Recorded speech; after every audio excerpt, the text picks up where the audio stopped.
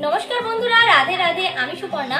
আজ আমি তোমাদের সাথে আলোচনা করব ইতু পুজোর ব্রতকথা বা ইতু লক্ষ্মীর ব্রতকথা।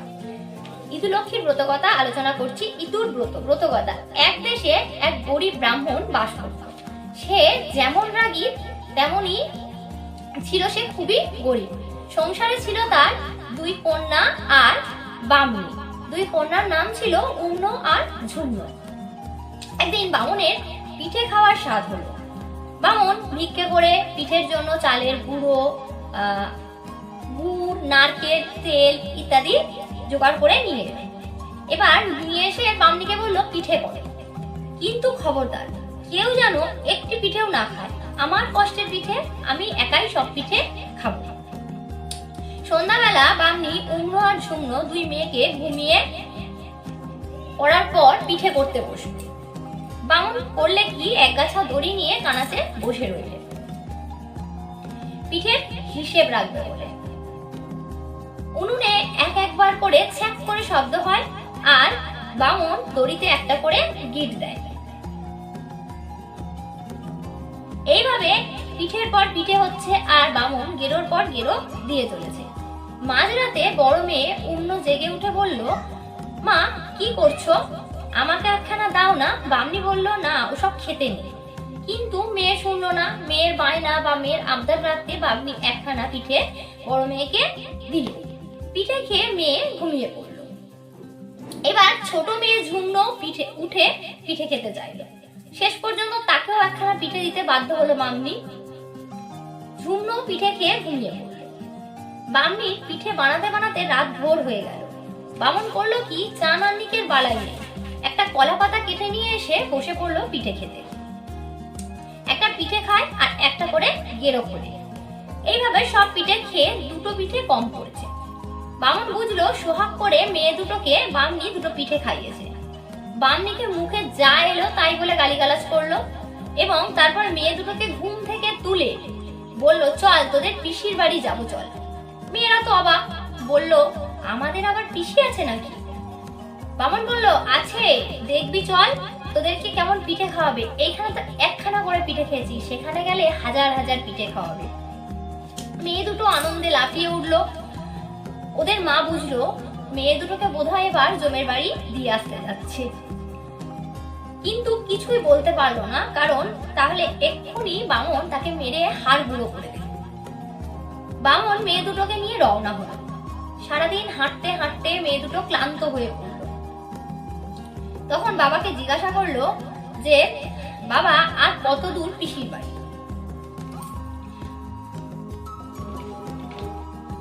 বামন বললো, আর বেশি দূরে নয়, তোরা বরং এই গাছতলায় একটু জিরিয়ে নে, তারপর আবার হাঁট। ওরা রাজি হলো। বলতে বলতেই বিশ্রাম নিতে গিয়ে মেয়ে দুটো সঙ্গে সঙ্গে ঘুমিয়ে পড়লো। যেমনই ঘুমালো তেমনি তারা ঘুমিয়ে কাদা হয়ে গেল। আর এই সুযোগে মেয়ে দুটোকে ওই বনের মধ্যে ফেলে রেখে বামন চলে গেল বাড়ি। এক সময় বাঘের ডাকে মেয়েদের ঘুম ভেঙে গেল। তারা বাবাকে না দেখতে পেয়ে ভাবলো বাবাকে বোধহয় বাঘে খেয়ে ফেলেছে। দেখতে দেখতে রাত্রি হয়ে গেল। উম্ন ঝুম্ন একটা গাছের কোটরে ঢুকে রাত কাটালো। পরদিন ভোরে উঠেই তারা উদ্দেশ্যহীন ভাবে পথ চলতে লাগলো। কিছু দূর যেতেই দেখলো এক পুকুরের ধারে দেবকন্যারা ইতু পুজো করছে। তারা সেখানে গিয়ে দাঁড়াতেই তাদের ঘট খুলতে গেল। দেবকন্যারা রেগে গিয়ে বলল, কে তোরা পাপিষ্ঠা? কাঁদতে কাঁদতে উম্ন ঝুম্ন তাদের দুঃখের কাহিনী বলল। দেবকন্যাদের দয়া হলো। তারা বলল, তোরা পুকুর থেকে স্নান করে আয়, এসে আমাদের সঙ্গে এই ইতু পুজো করবি, দেখবি তোদের ভালো হবে। উম্ন ঝুম্ন চান করতে পুকুর ঘাটে গেল। অমনি পুকুরের সব জল শুকিয়ে গেল। দেবকন্যারা এবার একটি দুর্বার আংটি তৈরি করে তাদের হাতে দিল, দিয়ে বলল, এই আংটি পুকুরে ফেলে দে, দেখবি জল ভর্তি হয়ে যাবে। সত্যি তাই হলো। ওরা স্নান করে এসে ব্রত করলো। তারপর ঘট আর প্রসাদ নিয়ে বাড়ির উদ্দেশ্যে চলতে লাগলো। পথের মাঝে এক জায়গায় পুকুরে কলমি শাক দেখে তারা তুলতে গেল। কলমি শাকের ঝাঁপে পা দিতেই একটা সোনার ঘাড় মুড়ো উম্নর পায়ে থেকে গড়িয়ে গেল। ঝুম্ন সেটা তুলে নিয়ে আঁচলে লুকিয়ে ফেলল। তারপর ওরা বাড়ি পৌঁছালে ওদের বাবা ওদের হাতে ওই সোনার মাথা দেখে ভীষণ রেগে গেল। বলল, কোত্থেকে এটা এনেছিস? দেখছি তোরা আমার হাতে দড়ি পরিয়ে ছাড়বি। এই এই বলে সোনার মাথাটা জঙ্গলের ভেতর ফেলে দিয়ে এলো। কিন্তু সেই সোনার মাথাটা আবার আপনা আপনি বাড়ি ফিরে এলো। বামুন বামনি তো অবাক। তখন ওরা ইতু পুজোর সব কথা বলল। এবার বামনি অর্থাৎ উন্নঝুন্নর মা নিয়ম করে ইতু পুজোর ব্রত পালন করতে শুরু করে দিল। দেখতে দেখতে তাদের রাজার ঐশ্বর্য হয়ে গেল। বামনি চাঁদের মতো একটি ছেলে হলো। দেশের রাজা আর মন্ত্রী নিজে থেকে এসে উন্নঝুন্নকে বিয়ে করলো। উন্নর সঙ্গে রাজার আর ঝুন্নর সঙ্গে মন্ত্রীর বিয়ে হলো। পরদিন উন্নঝুন্ন স্বামীর ঘরে যাবে। ওদের বাবা বলল, তোদের কার কি চাই বল। উন্ন বলল, আমার জন্য বাজার থেকে মাগুর মাছ আর ছাঁচি পান এলো। মাগুর মাছের ঝোল দিয়ে ভাত খেয়ে আর ছাঁচি পান চিবোতে চিবোতে শ্বশুর বাড়ি যাব। ঝুমনা বলল, আজ অঘ্রাণ মাসের রবিবার, আমি ইতু পুজো করব। তুমি আমার জন্য কলা, পাটালি, ফলমূল ইত্যাদি নিয়ে এসো। ইতু পুজো করে নিরামিষ খেয়ে ঘর নিয়ে আমি হাতিতে উঠব। তারপর খেয়ে দিয়ে দুই মেয়ে স্বামীর সঙ্গে শ্বশুর বাড়ি রওনা হলো। উগ্ন যে পথ দিয়ে যাচ্ছে সেই পথ দিয়ে খুন, রাহাজানি, আগুন, মড়ক ইত্যাদি ডাকাতি হতে লাগলো।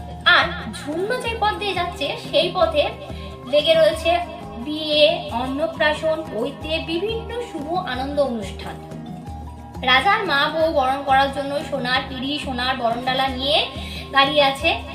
অন্য এসে পিঠে পা দিতেই সোনার পিঁড়ি আর সোনার বরণডালা লোহার হয়ে গেল। শাশুড়ি অমঙ্গল আশঙ্কা করেও মনের দুঃখে বৌমাকে বরণ করে ঘরে তুলে নিল। আর মন্ত্রীর বাড়িতে পৌঁছানো মাত্রই সেখানে রূপোর বরণডালা আর কাঠের পিঁড়ি সোনা হয়ে গেল। শাশুড়ি বউয়ের মুখে চুমু খেয়ে আনন্দ সহকারে পরম যত্নে বরণ করে বৌমাকে ঘরে তুলল। রাজার কপালে অশুভ লাগলো। আজ হাতি সালে হাতি মরে, কাল ঘোড়া সালে ঘোড়া। সবাই ভাবলো, কি ডাইনি বউ বাড়িতে এলো রে বাবা। একে একে সব খেয়ে শেষ করলো, অথচ ওদিকে মন্ত্রীর দিন দিন উন্নতি হতে লাগলো, শ্রীবৃদ্ধি হতে লাগলো। রাজা মন্ত্রীকে বলল, এ কি হলো বলো তো ভাই, এরকম অলক্ষণে বউ আমি চাই না। কালই বউকে কেটে সেই রক্ত আমাকে দেখাবে। মন্ত্রী রাজাকে কিছুতেই নিরস্ত করতে পারলো না। শেষে মন্ত্রী কোটালকে উন্নকে কেটে রাজার রক্ত দেখাবার আদেশ দিল।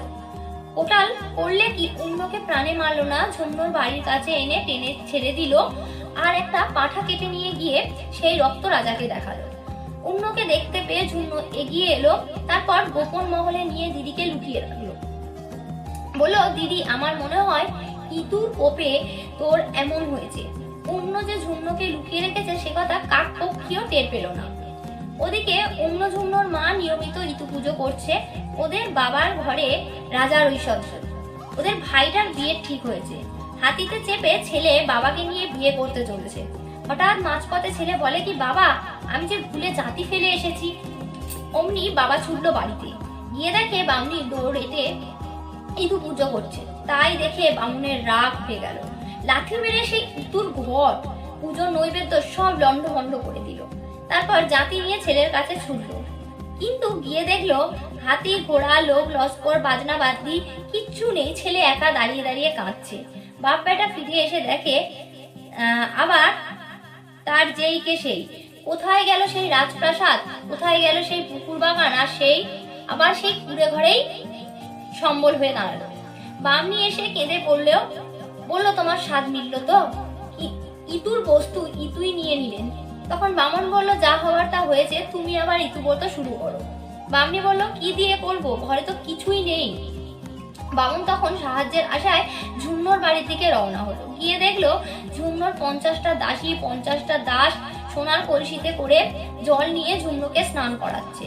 বামন দাসীদের কাছে নিজের পরিচয় দিল। দাসীরা কোনো কথাই কানে নিল না। শেষে এক দাসীর জলের কলসিতে অগোছালো একটি দুর্বার আংটি ফেলে দিল। স্নানের সময় সেই দুর্বার আংটি ঝুন্নর গায়ে লাগতেই সে বুঝলো দরজার কাছে কেউ দাঁড়িয়ে আছে। দাসীরা বলল, লোকটা বলে কিনা আপনার বাবা। ঝুন্ন বাবাকে ডেকে এনে সব কথা শুনলো, ভালো করে খাওয়ালো, পড়ালো, তারপর অনেক টাকা কড়ি দিয়ে বাড়িতে পাঠিয়ে দিল। কিন্তু হলে হবে কি, পথে ডাকাতেরা আবার তার টাকা কড়ি সব লুটপাট করে নিল। বামন গিয়ে বামনিকে সব কথা বললো। আরো বললো, আমি মহাপাপী, তাই ডাকাতেরা মারধর করে সব নিয়ে গেল। এবার তুমি নিজে গিয়ে না হয় ঝুন্নর সঙ্গে দেখা করো। বামনি মেয়ের বাড়ির পথে রওনা দিল। 3 তলা থেকে ঝুন্নু মাকে দেখে চিনতে পেরেছিল। মা গিয়ে দৌড়ে দাঁড়াতেই সে ছুটে এসে অন্দরমহলে নিয়ে গেল, খাওয়ালো পড়ালো, মায়ের দুঃখে কাঁদলো, দিদির কথাও বললো। তারপর বলল, মা, ইতুর কোপে পড়ে তোমার আর দিদির এই দশা। এক কাজ করো, সামনেই তো ইতু পুজো, এখন থেকে আমার সঙ্গে পুজো করে তারপর যেও। মা রাজি হলো। তারপর রবিবারে ইতু পুজোর দিন ঝুমলো স্নান করে এসে মা আর দিদিকে ডাকলো। মা আর দিদি বলল, তুই ইতু পুজো কর, এবারে আমাদের করা হবে না। তোর ছেলেদের পাতে অনেক মাছ ভাত পড়েছিল, ভাবলাম অতগুলো জিনিস নষ্ট হবে, তাই খেয়ে নিয়েছি। ঝুমনোর রাগ হলো, বলল, তোমাদের গেরো খণ্ডাবো কি করে বলো? যা বারণ করলাম তাই করে বসে আছো। এভাবে 4টে রবিবারই কোনো না কোনো ভুল করে তারা পণ্ড করলো। শেষ পর্যন্ত সংক্রান্তির আগের দিন ঝুমনো মাকে আর দিদিকে নিজের আঁচলে বেঁধে রাখলো, যাতে কোনো অনাচার না করতে পারে। তারপর নিয়ম মতো স্নান করিয়ে ইতু পুজো সাঙ্গ পড়ালো। তারপর বললো, এবার ইতুর কাছে তোমরা বর চাও। মা বর চাইলো, মা ইতু লক্ষ্মী, তোমার বরে যেমন হয়েছিলাম তেমনই করে দাও। দিদি বর চাইলো, আমার স্বামীর সংসার যেমন ছিল তেমন হোক, স্বামী আবার আমাকে আদর করে পরম যত্নে নিজের কাছে রাখে। এবার মা বিদায় নিতে বাড়ি গিয়ে দেখে সব আগের মতো হয়ে গেছে। ওদিকে রাজারও সুদিন এসে যাওয়ায় ঝুমনোর কথা মনে পড়লো। মন্ত্রীকে গিয়ে বলল, ঝুমনোকে কি তোমরা সত্যিই মেরে ফেলেছো? মন্ত্রী বলল, সেরকমই তো আপনার আদেশ ছিল। রাজা বলল, কোনো কথা শুনতে চাই না, ঝুমনোকে আমার চাই, যদি না পাই সকলের গর্দান যাবে। মন্ত্রী মহাভাবনায় পড়লো। স্ত্রী ঝুমনোকে সব কথা বলতে ঝুমনো উম্নকে এনে দিয়ে বলল, যাও রাজার কাছে দিয়ে আসো। উম্ন রাজবাড়িতে যাওয়ার পথে দুর্বাঘাসে শেকড়ের খোঁচায় তার পায়ের খানিকটা ছড়ে গিয়ে রক্ত বার হলো। তাই দেখে রাজার ভীষণ রাগ হলো, হাড়িরা কেন ঘাস পরিষ্কার রাখে না। তিনি রেগে হুকুম দিলেন, 18 হাড়ির মাথার তাদের বুড়ি মায়ের চোখ দুটো উপড়ে নিয়ে আয়। রাজার অনুচরেরা তাই করল। রাজা উম্নকে পেয়ে খুব আনন্দিত হলেন, তার যত্নর কোনো ত্রুটি রাখলেন না। কিছুদিন পর রাজার বাবা বৃদ্ধ রাজা মারা গেলেন। রাজার বাপের শ্রাদ্ধের দিন রাজ্য শুদ্ধ লোক নেমন্তন্ন খাচ্ছে, কেউ উপবাসী নেই। এমন সময় উম্নর মনে পড়লো, আজ ইতু পুজো, কেউ উপবাসী নেই, কাকে নিয়ে ব্রত করবো বা ব্রত করি। হঠাৎ মনে পড়লো, সেই 18 হাড়ির মা অন্ধ হারিনি বোধহয় না খেয়ে আছে, তাকে তো নিয়ে ব্রতটা করাই যায়। ঠিক তাই, অন্ধ বুড়ি হারিনি না খেয়েই ছিল, তাকে দিয়ে উদযাপন করা হলো ব্রত। ব্রত শেষে হারিনি লক্ষ্মী ইতু লক্ষ্মীর কাছে বর চাইলো, আমার 18 বেটা আর আমার চোখ দুটো যেন ফিরে পাই। হলোও তাই। ইতুর দয়ায় তার 18 ছেলে বেঁচে উঠলো, নিজের চোখও ফিরে পেল, এমনকি বুড়ি হারিনি পেল যুবতীর মতো রূপ যৌবন। ব্রতের নিয়ম, কার্তিক সংক্রান্তির দিন একটি পরিষ্কার সরার মাঝখানে ঘটস্থাপন করে তার চারিদিকে হলুদ, ধান, মাঠ ও কচু শাক দিয়ে বসাতে হবে। মটর, সরিষা, শুষ্নি, কলমি ও 5টি ছোট বট শাখা সঙ্গে রাখতে হবে। পুজো শেষে এই মন্ত্রটি বলতে হবে, এটা হলো প্রণাম মন্ত্র। অষ্ট চাউল অষ্টদূর্বা কলস পাত্রে থুয়ে শোনরে ইতুর কথা এক মন প্রাণ হয়ে, ইতু দেন বর ধনধান্যে পুত্রে বাড়ুক তাদের ঘর। অঘ্রাণ মাসের প্রতি রবিবারে এই ব্রত করে অঘ্রাণ সংক্রান্তির দিন নদী, পুষ্করিণী বা গঙ্গায় ইতু বিসর্জন দেওয়ার বিধি রয়েছে। যে কোনো একজনকে উপবাসী থেকে ইতুর ব্রত কথা পালন করতে হয় বা ইতুর ব্রত কথাটা শুনতে হয়। ইতুর ঘটে জল দেওয়ার পর এই ব্রত কথা শোনা আবশ্যক।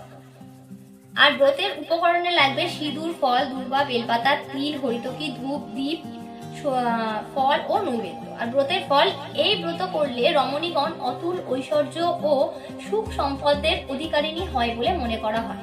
তো বন্ধুরা, এই ব্রত কথাটা যারা যারা আপনারা ইতু পুজো করবেন তারা অবশ্যই এই ব্রত কথাটা শুনবেন, এবং এই ব্রত কথা শুনলে আপনারা ব্রতের ফল অবশ্যই পাবেন। আর আমার এই ভিডিওটি যদি আপনাদের ভালো লেগে থাকে তাহলে অবশ্যই চ্যানেলটি সাবস্ক্রাইব করে পাশে থাকবেন, আর লাইক, কমেন্ট, শেয়ার করতে ভুলবেন না। দেখা হবে নতুন একটি ভিডিও নিয়ে, ততক্ষণ পর্যন্ত সবাই ভালো থাকবেন, সুস্থ থাকবেন। ধন্যবাদ সকলকে। রাধে রাধে।